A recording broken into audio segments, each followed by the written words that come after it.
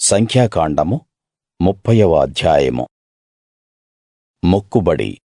మోషే ఇశ్రాయేలు గోత్రాల నాయకులతో ఇలా అన్నాడు, ఇది యెహోవా ఆజ్ఞ. ఒకడు యెహోవాకు మొక్కుకుంటే లేక ప్రమాణం చేసి ఉంటే అతడు మాట తప్పకూడదు. తన నోటి నుండి వచ్చిన దానంతటినీ అతడు నెరవేర్చాలి. తన తండ్రి ఇంట్లో ఉన్న ఒక స్త్రీ యెహోవాకు చేసిన మొక్కుబడి గురించి ఆమె తండ్రి ఎరిగి ఏమీ మాట్లాడకపోతే ఆమె మొక్కుబడి నిలిచి ఉంటుంది. ఆమె ప్రమాణాలు అన్నీ నిలిచి ఉంటాయి. అయితే ఆమె చేసిన ప్రమాణాలను ఆమె తండ్రి విని వాటి విషయంలో ఆక్షేపణ తెలిపి ఉంటే ఆమె మొక్కుబడులు, ప్రమాణాలు ఏవీ నిలబడవు. ఆమె తండ్రి దానికి ఆక్షేపణ తెలిపాడు కాబట్టి యెహోవా ఆమెను క్షమిస్తాడు. ఆమె వివాహిత అయితే ఆమె మొక్కుబడులు, తొందరపాటులో చేసిన ప్రమాణాలు ఆమె భర్త ఎరిగి ఏమీ మాట్లాడకపోతే ఆమె మొక్కుబడులు, ప్రమాణాలు ఆమెపై నిలిచి ఉంటాయి. అయితే ఆమె మొక్కుబడులు, తొందరపాటులో చేసిన ప్రమాణాలు ఆమె భర్త విని వాటి విషయంలో ఆక్షేపణ తెలిపి ఉంటే అతడు ఆమె మొక్కుబడులను, తొందరపాటుగా చేసిన ప్రమాణాలను రద్దు చేసిన వాడవుతాడు. యెహోవా ఆమెను క్షమిస్తాడు.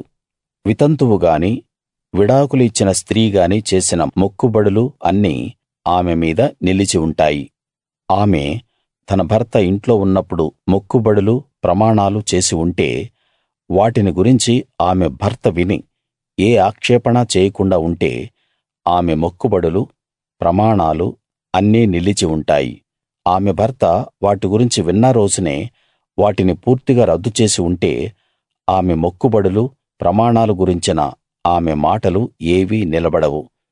ఆమె భర్త వాటిని రద్దు చేశాడు కాబట్టి యెహోవా ఆమెను క్షమిస్తాడు. ఒక స్త్రీ చేసిన ప్రతి మొక్కుబడిని, ప్రమాణపూర్వకంగా తన మీద మోపుకున్న ప్రతి బాధ్యతను ఆమె భర్త స్థిరపరచవచ్చు, రద్దు చేయవచ్చు. అలా కాక ఆమె భర్త ఎప్పటికప్పుడు దాని విషయం మౌనంగా ఉంటూ వస్తే అతడు ఆమె చేసిన మొక్కుబడులను, ప్రమాణాలను స్థిరపరచిన వాడవుతాడు. అతడు వాటిని విన్న రోజు మౌనంగా ఉండటం ద్వారా వాటిని స్థిరపరిచాడు. అతడు వాటిని గురించి విన్న చాలా కాలం తర్వాత వాటిని రద్దు చేస్తే అతడు ఆమె దోష శిక్షను తానే భరిస్తాడు. ఇవి భర్తను గూర్చి, భార్యను గూర్చి, తండ్రిని గూర్చి, బాల్యంలో తన తండ్రి ఇంట్లో ఉన్న కుమార్తెను గూర్చి యెహోవా మోషేకిచ్చిన ఆజ్ఞలు.